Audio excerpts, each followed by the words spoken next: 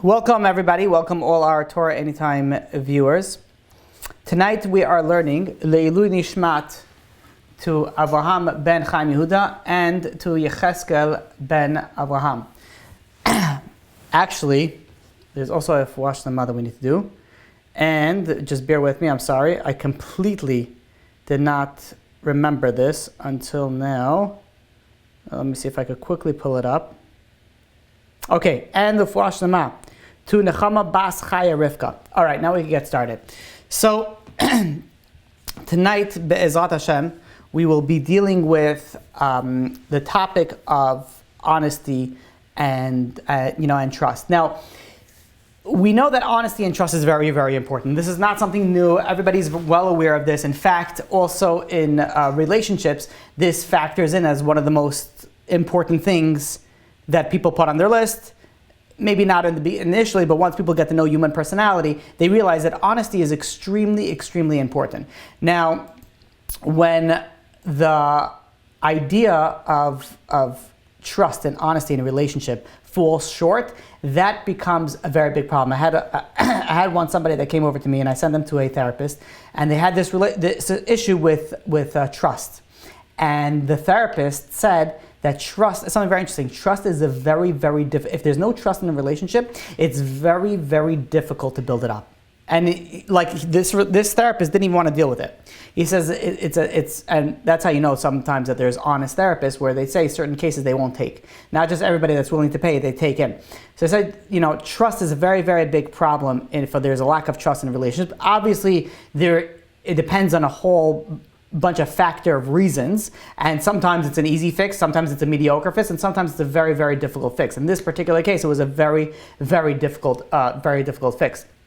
So trust and honesty go hand in hand. If you are honest, then most likely people will trust you. If you are not honest, then people will have a reason not to trust you. But there's another factor that's sort of in like a gray world in between, is that you are honest, but you appear dishonest. You just do things that are shady, that are sketchy. Just like sometimes it's a face, and I can't explain it. Like sometimes I see people and I'm like, something is just not right there, and I can't pinpoint it. And sometimes they're completely honest. It's just there's something off. Maybe there's something more to it that I don't know. But there's a certain feeling that you sometimes get. Women get even more. There's a woman intuition. And sometimes they feel that something's off. Definitely trust that intuition, because that intuition, there's a special bina when it comes to women. So what happens if somebody appears shady, is really honest, but they appear shady? That's also not very, you have to also make sure that you appear honest. Again, I'm not saying get plastic surgery if your faces just look like a dishonest face, but you have to do things that make you appear honest. In business, this is very, very important. Nobody wants to deal with someone in business or a business partner if there's some sort of honesty issue. Even if there is a way to make more money with a guy that's kind of shady, people would prefer to go with somebody that's more honest and make less money than with somebody who has a reputation of dishonesty or has a bad feeling for them and make a little bit more money. Most people would do that. So the honesty aspect is very, very important in interpersonal relationships, in business. But there's another factor that we tend to overlook, and that is the honesty that we have with ourselves. We tend to sometimes tell ourselves we are one way when we're really not. And there is a very, very big factor in growth, whether it's spiritual, character, any type of development that you want to do. If you're not honest with yourself, you won't be able to grow. You'll just continue to lie to yourself to convince yourself that what you're doing is okay, that what you're doing is not problematic, and that can lead to a lot of sort of stationary growth, which is non-existence. You're sort of staying in one place because you're not honest with yourself. I want to share with you a story which I am sure I've said it before, and if not, then I should have said it. It's one of those stories you can learn with it so many lessons. So the Al-Sheikh HaKadosh lived in the 1500s, lived in Tzfat. He was teaching once a class about bitachon.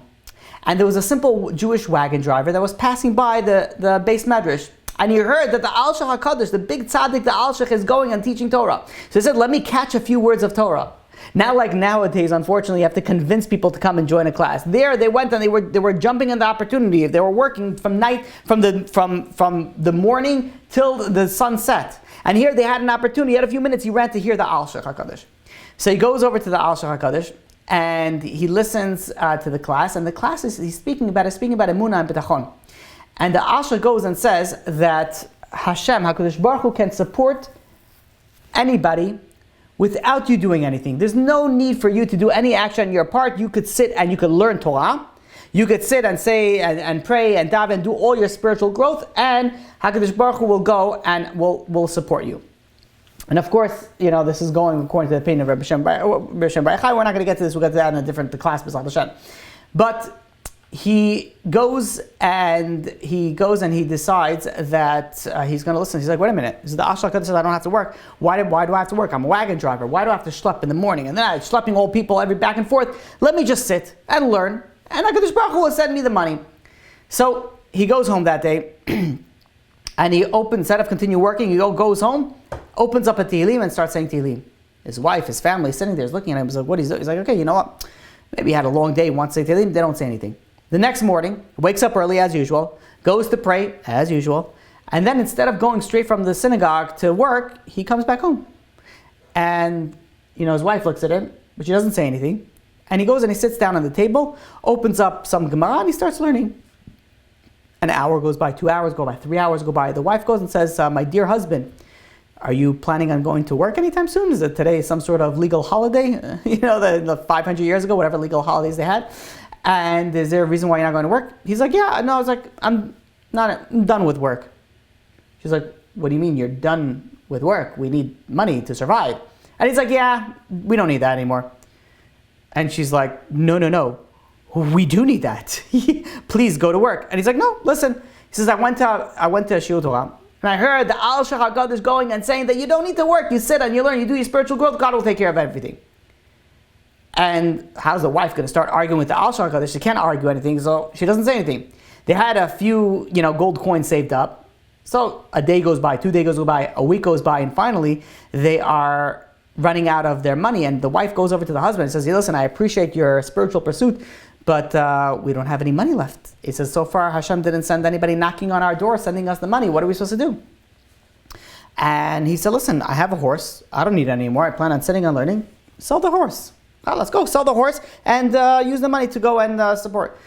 So, not knowing what else to do, she went and she sold a horse. Who did she sell the horse to? She sold a horse, some sort of Gentile that goes and is a treasure hunter. One of those people in the clouds. He was willing to pay good money for this horse, and she sold it to him.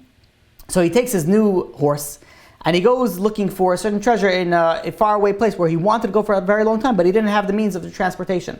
He finally gets to a certain cave and he starts going in and he starts digging to where he thinks there is some gold there. And lo and behold, he finds gold. He's so excited. He's like, it's unbelievable. He starts loading up the horse one after another, and he loads up the entire, whatever he found, all his treasure that he found, he loaded up on the horse.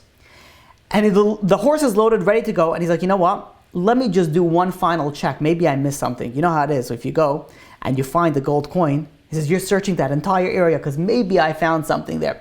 And I remember once, I don't remember where it was, when I was a little kid, I found some money on the floor. It wasn't like a coin. It was like a denominator, like a $5, $10 or something like that. And I was like, wait a minute, if somebody lost, this is my mind working when I was a little kid, so if somebody lost, if I found money over here, maybe there's more money. Here I became a gold digger and a coal miner at the same time. I go and I start searching around and I start digging around the area that I found, and lo and behold, I did find extra money. I happened to find some extra money. So this guy probably was thinking similar to everybody else, thinking, listen, if I found gold, let me just do one quick sweep and make sure that I got everything. So he's going over and he's looking over he's doing a quick sweep over the cave, and he sees there's a little area on top that he didn't search yet. It's blocked by a big boulder, a big rock. So he goes and he starts to shimmy his way through it. He can't get the rock. He says, you know what, maybe somebody hid a lot of money in that rock or behind that rock over there. So he takes a stick, he takes a metal pole, and he starts banging it until the rock, slowly moves. And he's trying to push it and it's not working. The rock is not budging.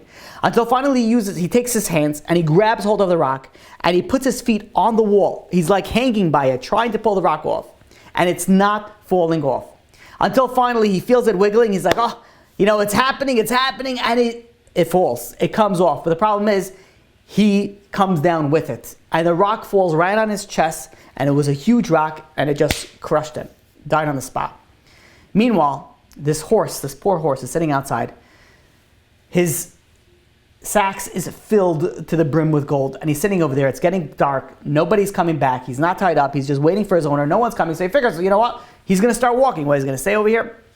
So he starts walking. Where does he know how to walk? He knows how to walk to only one location, his previous owner. So he goes back to his previous owner's house right before it gets dark, and he's sitting over there, walks himself into the stables, parks himself right back into the garage. And he sits and he goes and he lays down over there. The sack is heavy. It's bothering him. He starts making some noise. So the owner, the guy that's learning all day, he's like, what's going on in the barn over there? Why is there noise? He says, we sold the horse already. He goes inside, and lo and behold, he sees his horse right there, sitting over there. Not only is his horse back, but it's full of gold. So he's like, well, he's a kosher Jew. What he's going to do? He's going to start looking. Where's the owner? He goes back and forth, tries to locate the owner, and they found out a few days later that the owner died. The owner died in the cave. Didn't leave any children, and the money was his to keep. So when the Al-Sheikh HaKadosh, when the students of the Al-Sheikh HaKadosh heard this, they went over to the Al-Sheikh, and he says, Rabbi, how could this be?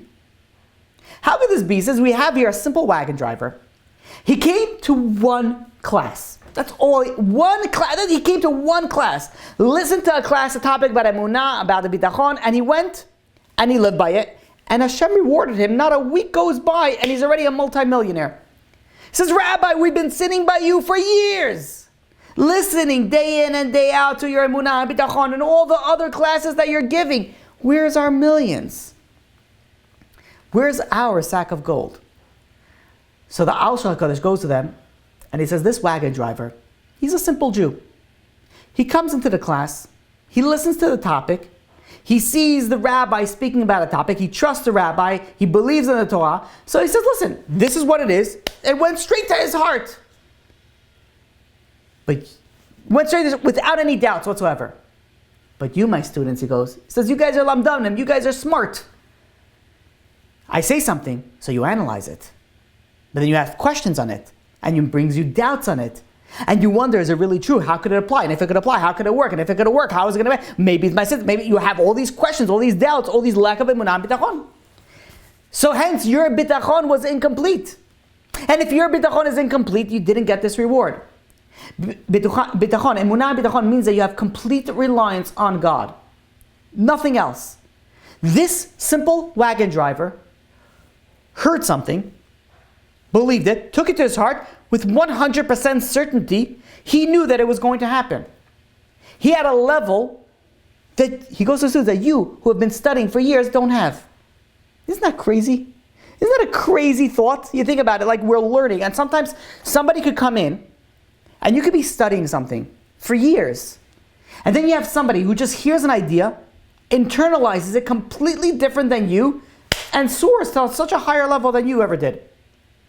And you think it's only the time of the Al-Sheikh HaKadosh. I can tell you, it's nowadays. I speak to people who are not that religious, but the level of faith that they have, obviously it's faulty, because how could they have so much faith in God when they're not listening to God? Which we'll get to that later. But they have such a level of faith in God that there's like so much, like you could see the blessing that goes in. And again, I don't know what the reason of the blessing is, but I would venture to say it's a lot because of the fact of their strong connection to the emunah bitachon that they have. It's really unbelievable. So when we take this concept and we think about it, we're learning about emunah. And, Baruch Hashem, we had the merit, the schut, to be able to learn this for quite some time now. And we're getting close to the end of this series, and you have to stop and think to yourself, and I have to ask this myself also, I've been teaching this for quite some time, where's our level of emunah? Yeah, we heard about it. We know the topics. We understand the ideas. We listened to it. We heard the stories. We heard the concepts. We heard the ideas, and we tried to internalize it. But if we pause for a second, and we're honest with ourselves, where is our level of emunah? Where is our level of bitachon? Do we have to continue working on it? Or is it something that, no, we feel like we're good? This is one of the classes that it's not like an halacha class, where you have the idea, and obviously you have to review it, and you have to memorize it, you have to keep on reviewing it. But it's very different when you're dealing with a topic that it's not only an intellectual topic, it's an emotional topic. And that's something you have to constantly review again and again and again and again. You have to internalize it more and more and more and more. The more that you review it, the more that you internalize it, the greater of level that you have. So that being said, what happens when we do something, and we think, spiritually speaking, and we think that we did it correctly, but we don't get the outcome that we intended of getting, whether it's a skula, whether it's whatever it is, we did something spiritual, anticipating a physical outcome, but that physical outcome didn't manifest itself into reality. And then we could get saddened, we could get upset, be like, Hashem, God, you didn't pull through. Come on, what's going on over here? I did what I was supposed to do. I was guarding my eyes. I was watching the way that I was dressing. I was going to learn Torah. I was doing everything that I was supposed to. Where is my blessing? I davened and I didn't get answered. You know how many prayers I did and I still didn't get answered?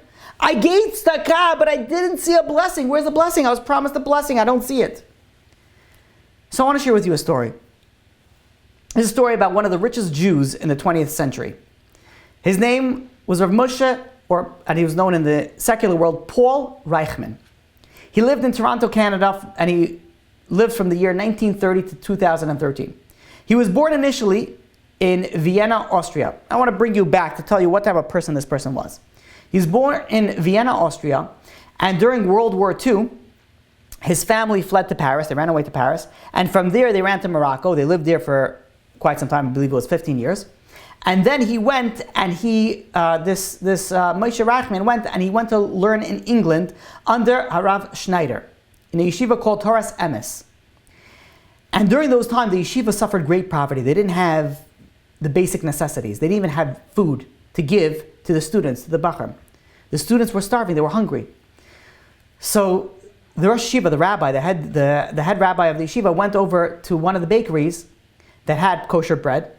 And he said, negotiated. He said, listen, if you have any leftovers, old bread, that were old, baked goods that you can't sell anymore, maybe you could give it to the yeshiva and we could feed the students of this. And the baker said, you know what? Yeah, why not? I anyways throw it out. Why not put it to a good cause? No problem. One condition, you have to send someone to pick it up, and it has to be before we open. It has to be really, really early in the morning. He just said, fine, not a problem. The rabbi, the Rosh Yeshiva, goes and calls Moshe Reichman. And he goes and he says, listen, he says, we need food. He says, I'm entasking you with this task, that you will go to the bakery every morning, way before it opens, and bakeries open very early, and you will bring the food for the yeshiva. And Moshe Reichman agreed, he wanted to do it. The problem was he didn't have a car. He didn't have a bike, he didn't have a wagon. He had to walk a huge distance each day to the outskirts of London to obtain the bread and then schlep it all the way back to yeshiva. And he did this day in and day out. One day, the rabbi summoned Moshe Reichman, and he says, because of all the hard work that you're doing, I'm going to give you a blessing that in the merit of this great mitzvah that you're doing, you're going to become very wealthy, and you will be able to support Talmidei Chachamim, you'll be able to support Torah sages. After, I'm sure Moshe said, yes, amen, and he went on to learning. Afterwards, he graduated, he went on to learn in the Gates Yeshiva, which he then went to Eretz Yisrael, and he learned in the Panovich Yeshiva, a very high caliber yeshiva in Eretz Yisrael, learned under the Harav Shach, one of the Gdolei Hadol during that time. After that, he learned in Mir under Rav Avram Kalmanovich, which is also a Gadol Hadol, and he also had a very close connection to the Chazon Ish, also a Gadol Hadol. Now I want to give you where this person is coming from. He's coming from a very, very strong foundation of a Jewish upbringing, learning in the best yeshivot, dealing a very close relationship with the greatest rabbi sages. This is somebody on a very, very high level. After he got married to a woman by the name of Leah, they moved to Canada. And in 1956, he established a company in Canada. He went into business and he opened up a company called Olympia Floor and Wall Tile Company. And they were, starting up in this company, and they needed a new warehouse. So he went and he built a warehouse for $70,000. This was in 1956. You're talking about $70,000 was a lot of money back then. And he built it. And he realized he had an opportunity, and he sold it a year later for $34,000 profit. Tremendous amount of profit for what he put in. And all of a sudden he saw an opportunity over here. So he decided that he's going to start building factories for other facilities that needed just like what he was doing. And he went and he started building these factories, and he opened up a development company, a real estate development company. And he accepted very difficult projects. And slowly he grew, until he came into the opportunity of building the first Canadian place. This is Canada's tallest building that was built in 1975. And he built it. And he was successful in it. And eventually expanded to New York City. And by the mid-1980s, this Moshe Reichman was known to be the largest developer in the world at that time. Forbes magazine ranked him the fourth richest family in the world in 1991. They were worth something like $12-something billion. But despite his success, to tell you the way that this Moshe Reichman lived, he lived very modestly. He drove an old Cadillac. He had very strong connection to Yiddishkeit. He went and he supported the religion. He went and he built a number of yeshivot, a number of shuls, synagogues. He went also supported also hospitals. He went and he gave money very, very lavishly to other organizations that needed it. During this time, when he was very successful, the Torah world was going into a lot of debt. So Rav Shach, the Gadol Adol, went and asked him to get involved. And he did get involved. And he gave with tremendous amount of generosity. He's giving large sums of money. To the point also that there was a housing crisis in Israel for the people that were sitting and learning Torah. So this Moshe Reichman went and he gave $10,000 to every couple that got married and wanted to buy an apartment. Part of it was a grant, part of it was a loan, but mostly he forgave the loan as well. He felt this is his way of going and giving to people that are sitting and learning Torah. He paid a tremendous respect to Talmidei Chachamim, to these Torah sages, and when he ever gave his philanthropic endeavors, he did it with extreme modesty. So you think this person is so great in spiritual, and in physical, and financial.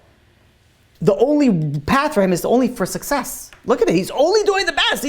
He's just giving and giving. In the early 1990s, he ran into some trouble. He went into a business project in the Canary Wharf in England. It was at that point the world's largest property development. And he took a risk and went all in. And unfortunately, it didn't pan out the way that he intended. And just 2 years later, 1992, his company, the investment company, the development company, Olympia in New York, collapsed under roughly $20 billion in debt. Business wasn't doing so well. He lost almost everything. From being multi-billionaires to losing most of their money. And these are people that they gave well over $50 million a year to charity. They used to come, the family, it was a family business, they used to come to Eretz Yisrael, they used to come to Israel. And they go to institutions, they go to yeshivot and say, show us your accounting books. Show me your debt.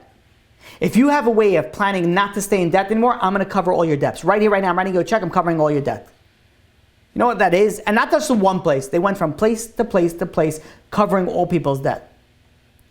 And they lost all their money. Can you imagine the question that people have? Look at this. Righteous people that they're doing such good things with their money. What's going on? So Rav Asher Zell Group is bringing this down. And he says a friend of his by the name of Rav Moshe Rom, he knew this Rav Moshe Reichman. He knew this Paul Reichman. And he asked him, he asked this wealthy guy who just lost everything. And he says, how could this be? How could you lose everything? The Gemara says in Ta'anit, page 9a, that if you give ma'asel money, you'll be rich. You gave. What happened? Listen to what Paul Reichman, listen to what Rav Moshe Reichman replied. He sighed and he goes and he says, do you think that we gave Meiser properly? We should have been giving billions. But this was a great challenge for us. And I regret and I wish I would have fulfilled the mitzvah properly. That's what this philanthropist said. Now what that means, I don't know. I can guarantee you from where his background is and what he said that he done, it seemed like he was giving, well over 10%. I don't know. But that's my, it's what he said, this is what my assumption is. But listen to the lesson that you can learn from him. That he was doing so much good. And he could have easily said, I don't know, ask God. I did everything and everything. Instead of going and complaining to God and saying, God, Hashem, what did you do to me? All I do is I care about your children. I give and I give and I give and I give to everybody that asks and more. And still you make me you make me lose everything? That's what he could have said. But he didn't. Instead of complaining to Hashem, instead of complaining to God, you know what he did? He looked into himself and he said, you know what, where could I do better? Maybe I am lacking. Maybe I could improve on something. How many times we daven for something and we don't get it and we're saying, God, why? And maybe instead of saying, God, why? We should go look at ourselves and say, you know what? Maybe me, why? What am I doing that's lacking? I gave tzedakah, but I didn't get my windfall. So maybe I'm doing something wrong. Instead of projecting our failures to HaKadosh Baruch Hu, maybe we should look internally and see what it is maybe that we are doing something wrong.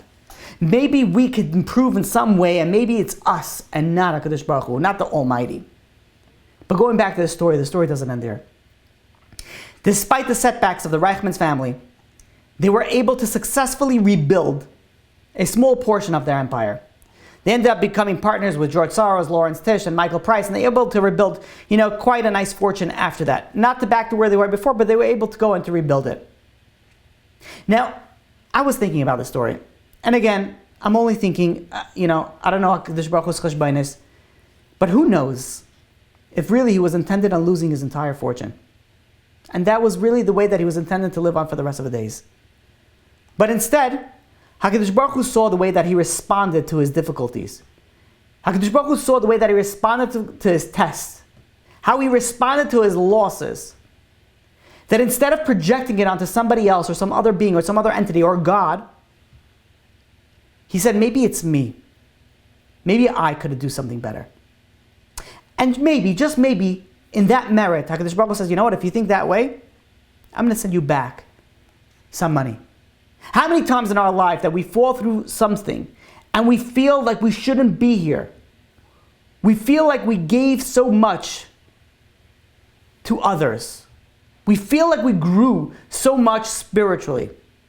We feel like we prayed sufficiently enough that we should have gotten answered. And we didn't. We didn't get answered. So let us pause the next time we have this thought and think, you know what? Maybe it's not HaKadosh Baruch Hu, the Almighty God who is all-powerful and all-knowing and wants to do for us only good. If it didn't get answered, maybe it's a lack of us. Maybe it's not. Maybe it's just the answer was no. It could be 1,000 things.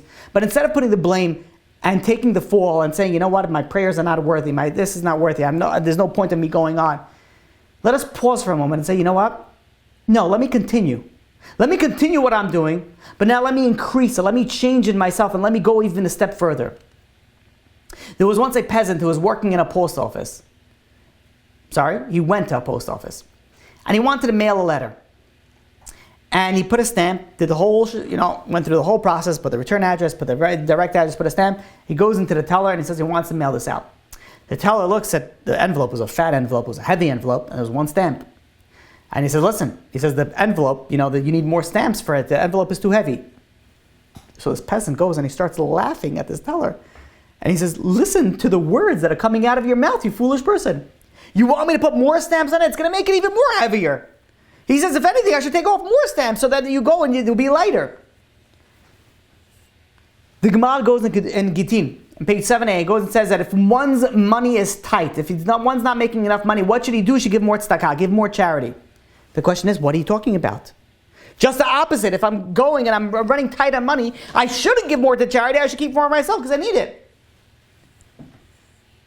But says Rav Yitzchak Dweck, the way that he goes and explains it in Or HaBitachon, and he says that people don't understand. Little do we realize that the extra tzedakah that we give is that extra little stamp, which enables our letters to be sent to the destinations where it's going to be granted our requests.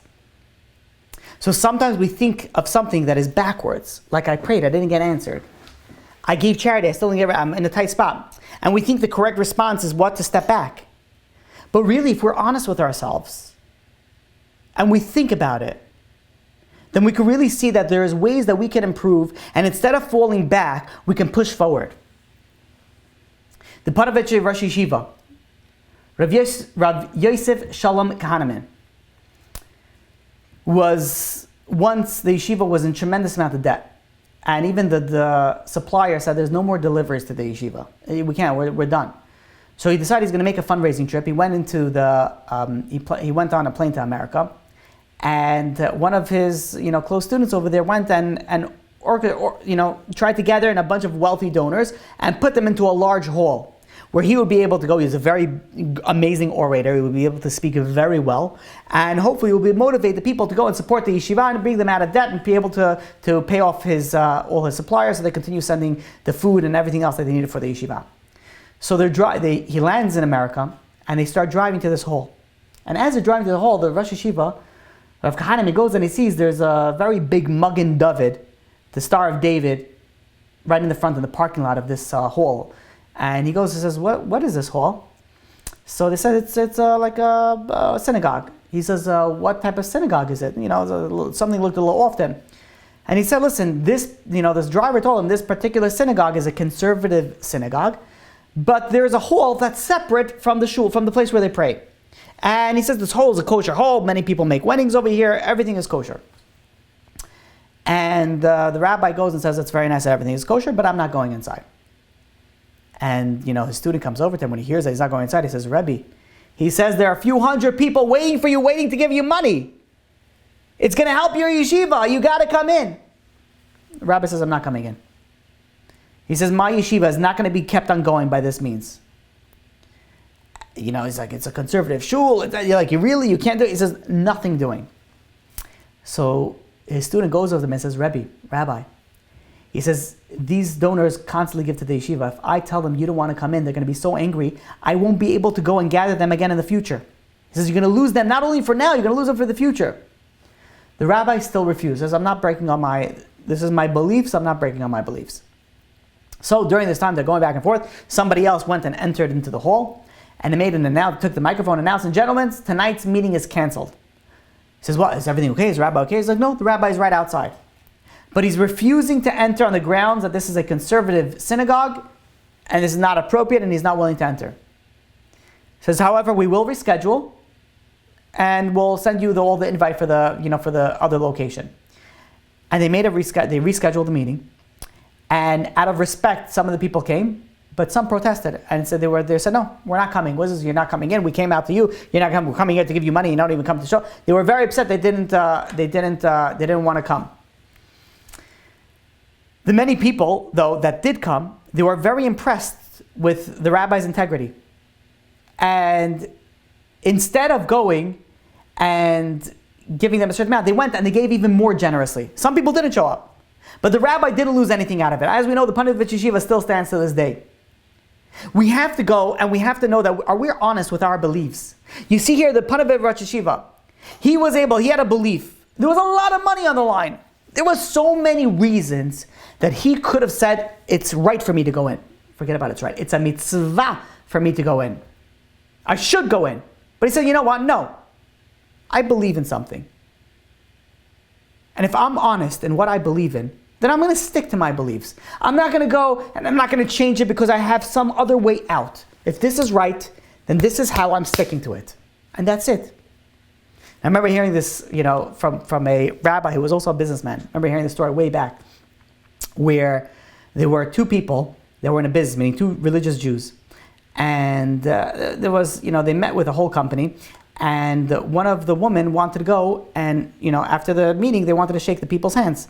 Afterwards, thank you for coming. They shake everyone's hand. It's appropriate in certain business meetings, at least before COVID. And one religious Jew, they shook their hands. And when they came to the rabbi said, I'm sorry, I don't shake hands with a woman. And he, just so that I shouldn't get offended, he explained to her the difference of shomer negiah, things like that. Now, obviously, there's a certain heter, which we're not going to get into in certain situations. You are allowed to, we're not going to get into it. So this woman, instead of being upset about the rabbi and more impressed about the other guy, she was more impressed with the one who said, you know what, you stood up for your beliefs. If you stood up for your beliefs, you know what, then I want to do business with you. I feel if you're willing to stand up with your beliefs, if that's something you hold so severe, so I hold it, I take that important. I take that as a high level of integrity. And that's why you have some people during the time of Sfirah where they want to shave their beards. Why? Because they're not you're not supposed to shave. Their beards, let's say they usually shave, but you're supposed to keep the beard on, but some people shave because of certain, ideas of losing money. But again, there's a lot of halachic ramifications to this, and sometimes it's allowed. But in any case, in one particular scenario, this one non-Jewish person says, I don't understand, how come you have a beard? What's going on with your beard? And he says, no, it's during the time period where we're mourning. And he says, but I have other people that I deal with, religious Jews, that they shave their beards. He says, yeah, I'm a little bit stricter, and he goes on to explain to him. By hearing that, we think that we're going to lose money. But in fact, what happened was, again, and I hear these stories, where the person that kept the beard, he says, no, I respect that. I respect that you hold your belief so strongly. And because of that, they went, and not only did they not lose out, they gained more out of it. How important is that we're honest with our beliefs? So sometimes we have our beliefs, and then we tend to, confuse it a little bit. And sometimes it's confusing. Sometimes we come to a certain, situation where we can give very, very good excuses of why we're right with what we're doing. But really, if we're honest with ourselves, we really know the right response. I can't tell you how many times I have questions that come to me, and I could see that the person knows what the right response is. And sometimes I don't say it. I figure this is a teaching opportunity, and I don't say what you're supposed to do. And I try to get it out of the other person. So what do you think that you need to do? I'm like, and 9 out of 10 times, they usually come to the right conclusion. And the reason, by the way, that they come to the right conclusion is because they went and they asked the question. How many people have the same scenario, but they just don't ask the question to a rabbi? They don't ask the question to their mentor or whatever else. They know that it's questionable, but they don't ask it. Those people, they fail. 9 out of 10 times fail. But the people that ask, 9 out of 10 times they pass. Why? Because deep down they know, and they're a little bit honest with themselves, and that's why they ask. So all you need is a little bit of direction, and people are able to direct themselves, and they're able to know, okay, fine, I know what I'm supposed to do. With that in mind, with that thought process in mind, if you see somebody who is wealthy, or you're dealing with your boss or something, you will never have a desire to go and flatter them if it doesn't agree with your principles. Let's say you have a boss and they say dirty jokes. What some people do, they laugh because they feel like they have to, because otherwise they might lose it. No, if you believe in something, you're saying no, this is not right. You have to stand for your principles. If you're on a level that you're honest with where you're holding, then you'll know how to respond it. I'm not going to say you start berating your boss and start screaming at them and be like, you're a fool. Of course you have to do it in a smart way. But if you're honest with your beliefs and you're honest with what you're holding in your life and you have something, then you know where to stand up for your beliefs. And I got to tell you, it's not a simple task. I myself I've been tested with this. In fact, recently, and it took me a second. It took me more than a second. Sometimes I had to go and I had to speak to my wife and be like, okay, so what do you think? Sometimes my wife is my rabbi. She's the one who goes and guides me. And she goes and she tells me, no, okay, fine, you have to do this, you have to do that. It's important to go, and if you're not sure about something, if you have a question about something, stop for a second. Stop and think. And if you're not sure, just ask. It doesn't hurt to ask. And if you can ask your spouse, and if that doesn't work, you ask a rabbi. And if you keep on going up the totem pole until you figure out what the right thing is to do. There was a woman that came to speak to the wife of Rabbi Asher Zal Grubenstein.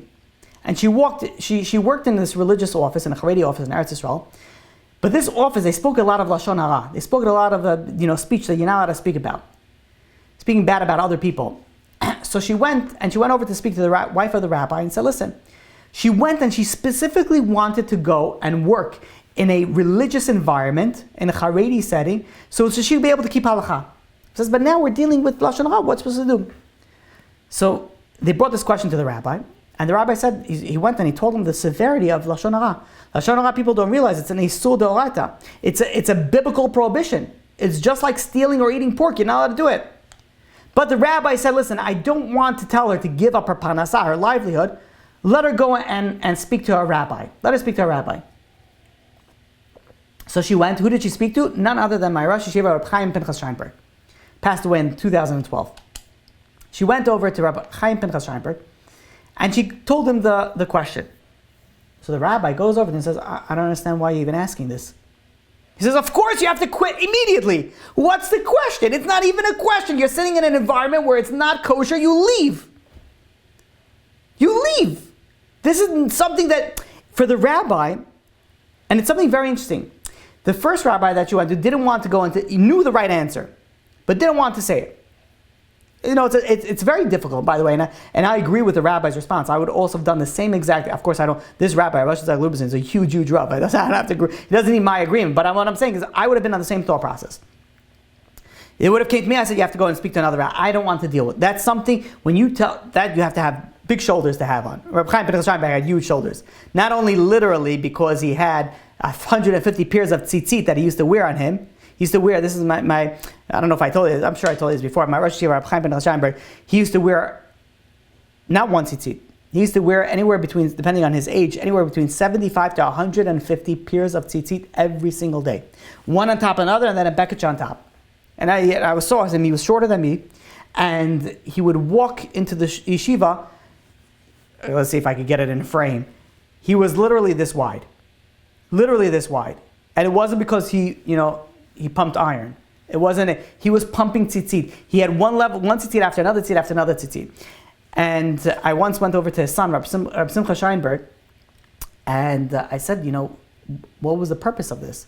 And in fact, I asked him this after Rabbi Chaim Pinchas Steinberg passed away. When I went and I wanted to go and get a pair of tzitzit from Chaim Pinchas Steinberg. And Baruch Hashem, I have it to this day, a pair of tzitzit that he used to wear. And I spoke to Rabbi Simcha Scheinberg, and one of the things he says he puts it on for people that don't want to put it on. For those people that don't want to, he wants to go and put it on. There's such a big mitzvah, he wants to go and he wants to put it on. So he had very, very wide shoulders, but not because of all his tzitzit, but not only because of his physical, but also his spiritual standing. He was a gadol adol.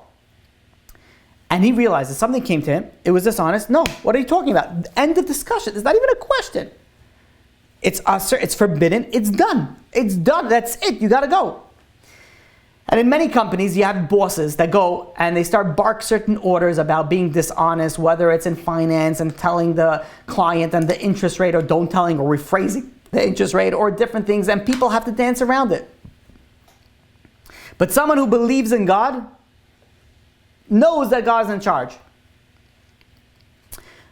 About 2 hours ago, I had a phone call dealing about money issues. And in general, I don't like to deal with money issues. I sent this to, one of my Rabbi. I said, I gave them the contact number. I said, go speak to this posek. And I usually like to follow up and see what they say, just to, so this is also sort of a learning process that I sort of, grow in as well. And it was a question resulting in some sort of dishonest business in a company. And, when I heard even the initial question, I knew that what I would say, no. But it's easy to say no. It's easy for me to say no, it's forbidden. I don't, maybe it's not. Maybe there's some sort of loophole that you have to go. So I said, dealing with livelihood, I did the same thing that, Rosh Hashanah. I said, go, and I spoke to somebody else. And what did the rabbi say? The rabbi said exactly the same thing Rabbi Chaim Pinchas Steinberg said. He says, you don't do anything that's dishonest, that it's illegal, that's anything wrong you don't do. And this is a lesson that I took from it today. This is mamish 2 hours ago. And that is, certain questions I don't like to deal with, and I send it out. But there's certain things that I realize that it's not even a question. So probably moving forward, I will plan on dealing with these questions. I won't pass this anymore. This is the lesson that I learned on today. And it's funny because I was learning this, and then the question came in, and I was like, okay, no, but still I felt uncomfortable. But when it came back exactly the same answer, I realized that, there's no gray area about it. Sometimes when there's gray area, what I don't like, and I'll tell you this, really should be offline, but whatever it is, it is what it's supposed to be. People are supposed to hear it. When people come to rabbis for questions, it's very easy to say, not allowed, you shouldn't do it. And I don't like that. I don't. If there's a way out, especially if somebody's not on a high level, then if there's a gray area, or maybe there's a certain scenario when it's allowed, then it's my responsibility that you're coming to me that I can't just tell you it's not allowed. Maybe it is. Maybe it is, and maybe it is. I mean, I can tell you a story about a Gilgul, which it's a little bit running late, but now I said it already, so I'll have to tell it to you. What can I say? I believe this story was with the Baal Shem Tov.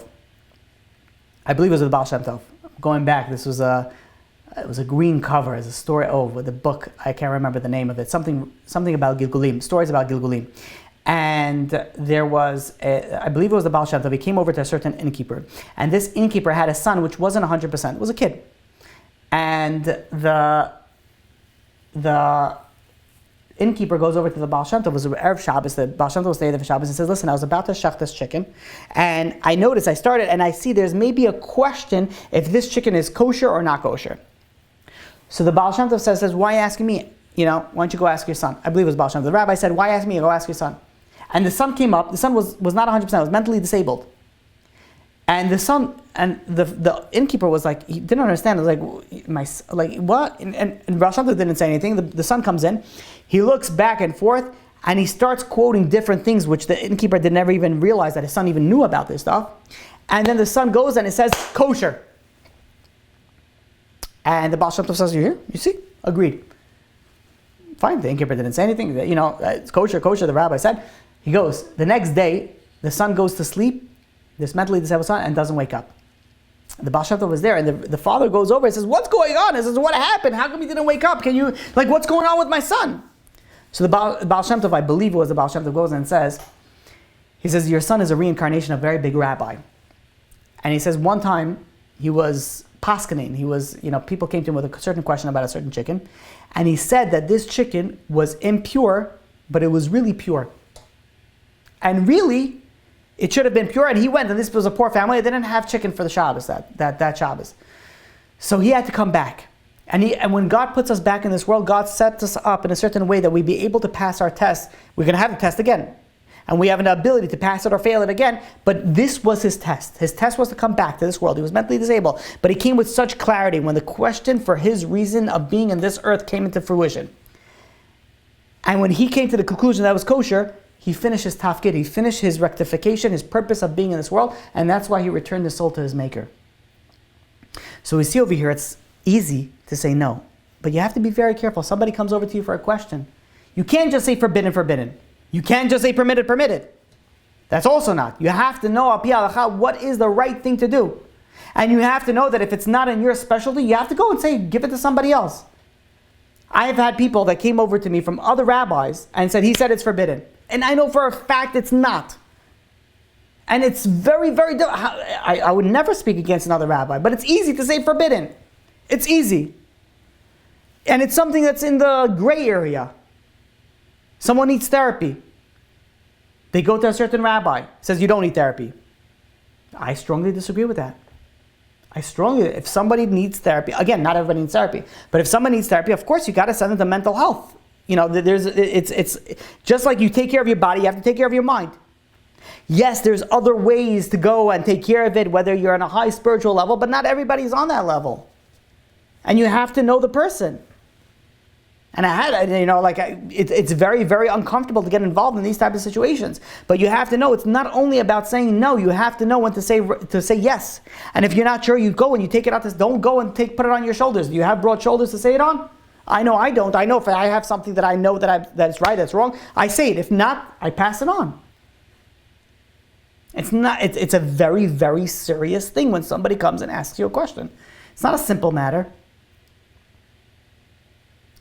But when dealing something with dishonesty, with something illegal, the lesson that I learned today is that it's simple. It's forbidden. There's nothing to discuss about it. Period. Done. If it's wrong, it's wrong. There's nothing to discuss about it.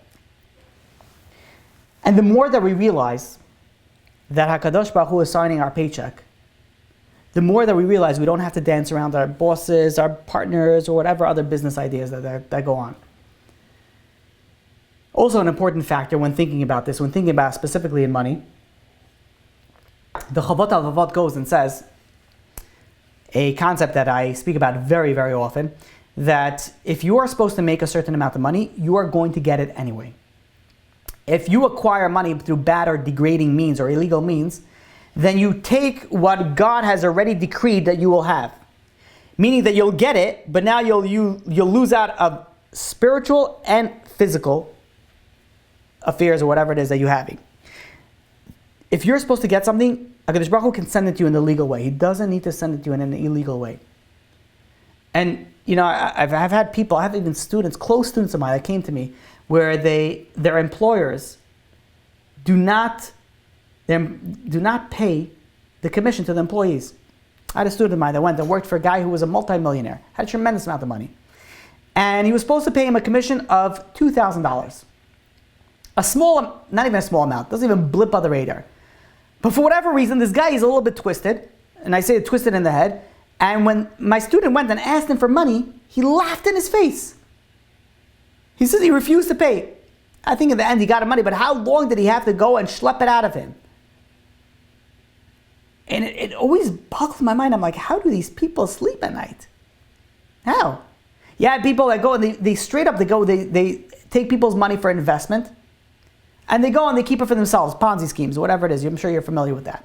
Or they take it and pay for somebody else, or they don't even pay for somebody else, they just take it. I heard a story recently where somebody went and somebody invested a few $1 million for a certain business. They didn't even invest anything in that business. They went and they bought their children houses, $1 million houses.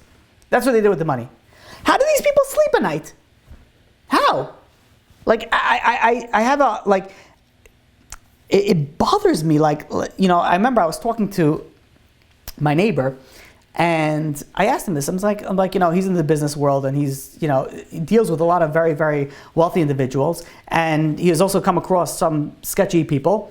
And I asked him, I said, how do people go and sleep at night? You know what he told me? He said, these people, they sleep like a baby. It doesn't bother them. It doesn't, there must be a personality disorder. There must be some sort of mental disorder going on, because I don't see how somebody in the normal state of mind can fall asleep knowing that they just stole money from somebody else. I don't know. There was a famous term that was called, it's nothing personal, just business. Have you ever heard of this? It's nothing personal, just business. This is something that's coined by somebody by the name of Otto Biederman. Otto Biederman was known as Otto Ada Daba Berman. He was a math genius, and he ended up becoming a sort of an accountant for the mob. And he came up with the phrase, it's nothing personal, it's just business. Whether he stole or messed somebody over or whatever it was. I'm like, how do you say that it's nothing personal, just business? What are you talking about personal? This person sweat and bled over this money. And you went and you took the money. The money is called in the Gemara damim. Damim is from dam, from blood, meaning that a person went and his blood and sweat and tears went into this money. And you go and you take it and you say it's nothing personal? Of course it's personal. You just took away the life force of this person. This person went and sweated and bled for this money. And you just took it away and saying it's nothing personal? How could somebody go and live with themselves? How? Again, I can't judge, even though I'm sounding very judgy at this point, but I really can't judge it, because you never know how people end up in this situation. It's never usually like they wake up one morning and be like, okay, let's steal from somebody. Some people are, and I guess those people, whatever. But most people are generally good people. They're not intending to go and swindle and cheat and defraud other people. But after the fact, how do they not seek some sort of mechila, forgiveness for, how? I don't know, Yeah, you're right. Like the comment that went in, must be a psychopath. I don't know. I don't know how. And I know people that money was stolen from them and they lost their business. They lost everything. And then they lose their families. And then they lose their emotional sanity. You know what people don't realize? You take money from somebody else, you don't realize the outcome from that. The shalom bayit issues, the children issues, the emotional stability, the spiritual issues. You literally can kill a person from that. That damim, it comes from dam, blood. You really suck the blood out of a person. So why do people do this? Why do people steal? Why do people go and swindle and cheat and they defraud? Listen, Rabbi, business is difficult. We've got to make money. I got bills to pay. My yacht has an expensive mortgage on it. My G50 or whatever the private planes, I don't know, a G something. I got to pay that for that. How am I going to go and how am I going to support that? And it might not be that. It might just be I can't have to pay mortgage on my house. Forget about all the fancy things. I have to pay more, so I have to. This is the only way. Says the Beis Halevi, if somebody goes and thinks that he has to go and graze area and panasa to make a living, that means he doesn't have proper emunah b'dachon HaKadosh Baruch Hu. And if you think about something like this. Imagine somebody goes into a desert and he's so thirsty, traveling, thirsty, dying for thirst. and finally finds this unclean water pit, like dirty water. Like I'm talking about like Coney Island ocean water. Like the dirty water that you can't see like a centimeter below surface. Like usually you go to like places somewhere in the Caribbean where you can literally see like 30 feet on the ground and it feels like the water is cleaner, versus you go to some other places where you put your hand in and your hand sort of disappears. He finds this type of disappearing water and he's just so thirsty. He just starts like drinking it up, quenches his thirst and throwing up, whatever. We should have known from this. And then he starts traveling a little bit more. And he walks not another 15 steps. And he sees a well of pure, clean, filtered, beautiful Poland spring water. Literally from the Poland spring, which I don't think exists, but whatever it was. Beautiful, clear, crystal water. How much does he regret what he previously did?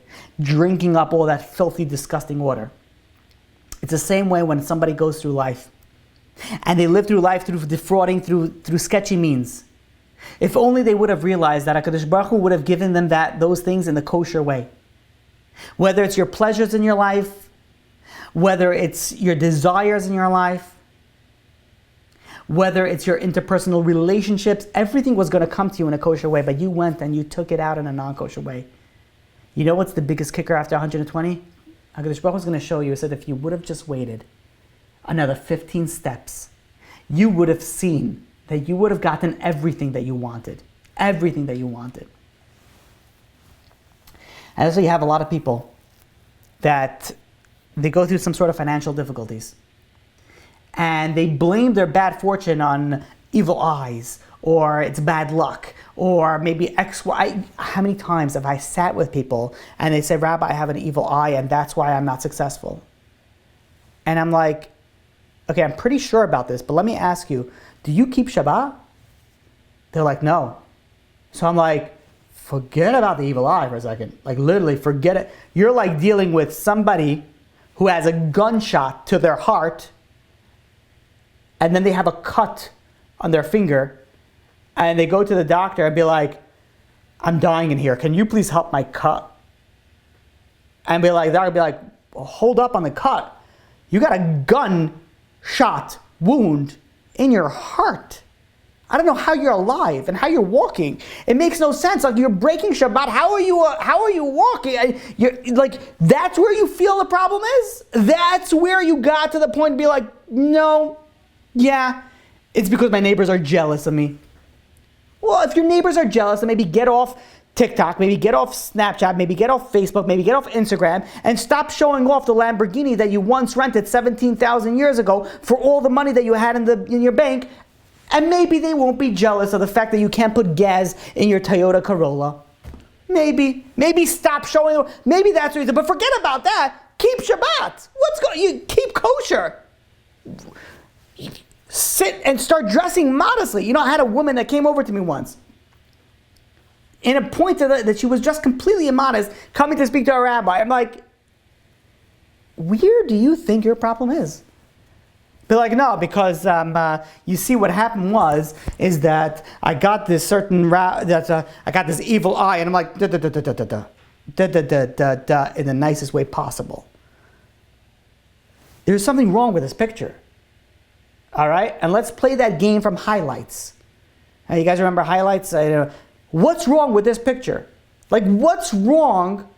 There's a scenario here that's wrong. And that is, we have to understand that if we rebel against HaKadosh Baruch Hu, we rebel against God, then how can we go and anticipate the salvation? We have to listen to God. We have to listen to HaKadosh Baruch Hu. Excuse me. The more that a person lacks emunah, the more that a person lacks bidachon, the more that they're likely to contemplate the sources of making illegal money. And money that transgresses the Torah law, lying, cheating, stealing, withholding salary, fraud, those are cursed money. And not only, this is something crazy, not only does it's not a blessed money, it's a cursed money, but it also damages your kosher money. Like, why deal with dishonest money? It just brings a bunch of troubles onto you. There's no point. You think you can outsmart God? If God decreed that you're supposed to make X amount of money, You could go and you could say, let's say God decreed, you know what, you're going to make this year $75,000. And you make $75,000, but you cheat, you lie, you steal, you're able to go and you're able to pull in 150, double. You think you could cheat God? What's going to happen?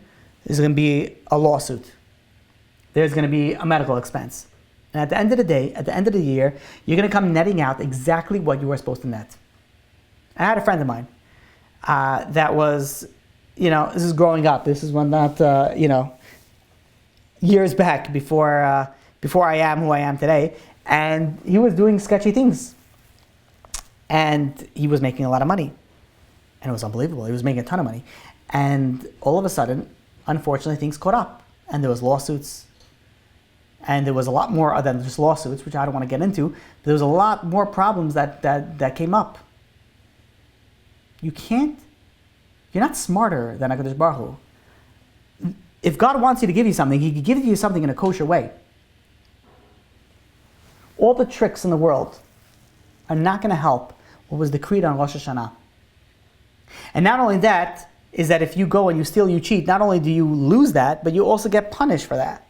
Which makes no sense. I mean, we spoke about this before, but let's say somebody goes and someone gambles money, and even the fact that the gambled money is not blessed money, and there's a whole shebang of issues that's going on with that. But even furthermore, like all the hardship, the pain and anguish that you cause to your loved ones, the children, the wife, the spouse, you're going to also be punished for that. Like it's a lose-lose situation. There's no winning out of it. I want to finish off. It's getting a little bit late. I want to finish off two short stories. There was a construction company in Kiryat Sefer in Israel that they went bankrupt. What happened was the owner took $4 million of money for himself, and he caused the company to fold because he took it for himself and didn't put it into the real estate that he was planning. It was supposed to do. And 200 people in Kiryat Sefer are now without a home, something that they already paid for. And was something interesting happening. So we know the government got the owner, indicted him, but they also indicted the employees as well. Why? Because the employees were covering for the owner. They knew of the owner's shortcoming. They knew what they were. They cooperated with the boss. So now everybody is suffering for it. The responsibility was shared with everybody. You don't want to be part of a situation. If you're in a situation where something bad is happening, something illegal is happening, something non-kosher is happening, get out of that situation. Because if push comes to shove, you're going to pay for that as well. Rabbi Shazal Grubenstein said that he had him and his family had to go to America for a simcha. And his parents offered to pay for the tickets.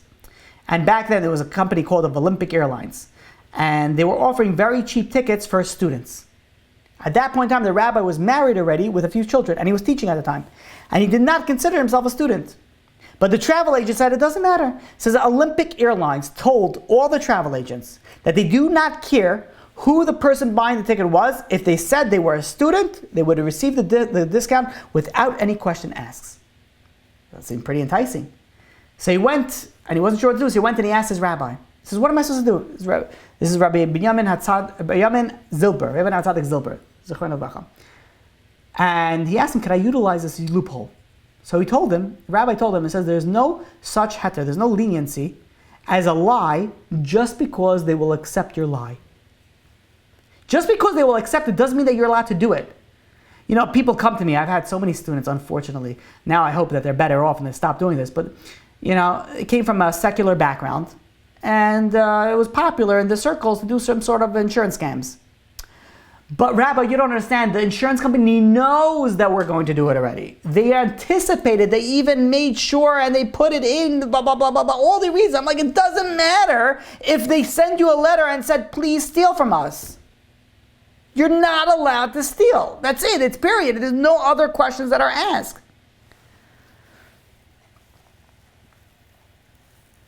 So it's getting late. Really, I have a little bit more to speak about. We'll push it off for a different time. But the truth of the matter is that we have to be honest with ourselves.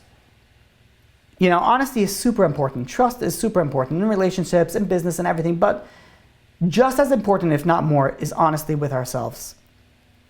Where are we holding in our lives? Stop for a second. Do a little bit of introspection. How are you doing? Where are you holding? Do you feel that you are on the level that you ought to be on? Maybe you are, maybe you're not, but think again if you feel like you are. And then the next time that you do something and you don't get answered the way that you anticipated or wanted or expected to be answered, stop and think. Am I going to blame God that He didn't answer my prayers?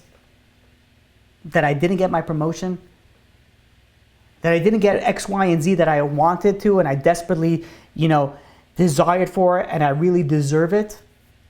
Or maybe instead of blaming God or I'm blaming my spouse or blaming my children or blaming somebody else, I stop for just one moment and say, you know what? Let me look in the mirror. Maybe it's me. Maybe I need to do something different. And we don't know how much power that holds. And we don't know, again, I said this is on my own, that if the Reichman family, who knows if they came back to their wealth just from that introspection of realizing, you know what? I'm not going to blame God. I'm going to look into myself and do better. And with that, I give you all a blessing that we be able to look into ourselves and not blame anybody else, but look into ourselves and grow from our shortcomings. Again, we shouldn't have any shortcomings, but if it does so happen to come upon us, instead of putting a blame on somebody else, we would stop for a second, look into ourselves, look into the mirror, and say, you know what? Instead of blaming ourselves, what can I do better? Well, now we'll open up to any questions. No questions. Okay. Amazing. I want to wish you all a happy, successful, amazing week, life, year, just like everything amazing. Hi, Rabbi, I have a question. Yes, of course. Where were the Shavatim buried? Ooh. I know it's not in this topic, but I asked someone else and he didn't know. So I'm trying to think if we know where all the Shvatim are buried. We know Yosef was buried in Eretz Israel, and there's certain, there was a whole story about that where they the Arabs went and they burnt the cave. Well, it was a whole big story. I don't think it's accessible to this day. I'm trying to remember of any other Shvatim. It should be fairly quick search that I could probably go and look it up, but I believe we do know where some are buried. Why don't people go there, or they make it obvious, or nobody knows? Probably because of accessibility, but also it could be because of the fact that it might be dangerous. Now, or controversial, meaning that we're not sure of where they're actually buried. I remember once I was in yeshiva in Eretz Yisrael, and I went and they brought us to the cave of Mordechai and Esther, which is you never really hear about that. And it turned out that, not everybody maybe agrees with it. It's sort of far off, but we did go and we did find it. So I guess maybe something is not there. But I believe the Sefer HaYashar brings down where the certain Shvatim are buried, and we have to look into it of where exactly it is. Yeah, and yeah, it has to be, yeah. It has to be looked at. And the bodies over what are Egypt with Yosef, everyone else, the Shvatim. The what was that? I'm sorry. Right? I have that also. That they were bought out the same time. The bones of the Shvatim were also bought out, of course, out of Egypt. That's a good point. Yes, I don't believe they're all buried in Egypt. In fact, I don't know if any of them are buried in Egypt. If my understanding, I may be wrong with that. They took the bones with them, right? Well, they took the bones specifically of Yaakov and Yosef. Well, Yaakov was taken out. Yosef was also taken out. The rest of the Shvatim doesn't mention anybody else. It doesn't mention it, but I venture to say that there are not. I don't recall any. Again, I may be wrong because I have to look into it. I haven't. It's actually a very good question. I haven't looked into this, but I believe the Sefer Yashar does bring it down something along those lines. So we have to look into it. If you're really interested, I could try and find it for you. Send me a message privately, and I'll see if I can find some information for you. Yeah. Okay, thanks. Of course. Any other questions? Oh, we had another question over here. Okay, the question is how to do tshuva on cheating for an exam, knowing that if I go back, I would do it 100% again. That's a good question. This is a good question. Let's say you cheated on an exam and you graduated. I have thought about this question before. I haven't received it from anybody, but it's a question that I'll have to think about. I don't know how. If let's say you cheated on an exam, how do you do tshuva on it? If you're working in the field, then I would say that you should make sure that you know the material well, that you cheated on, especially if you need it. But if it was in high school, so yeah, cheated in third grade, I don't know. Right. Generally speaking, I would say just to leave it, but it's a good question. It's something I would have to contemplate. It depends on the situation.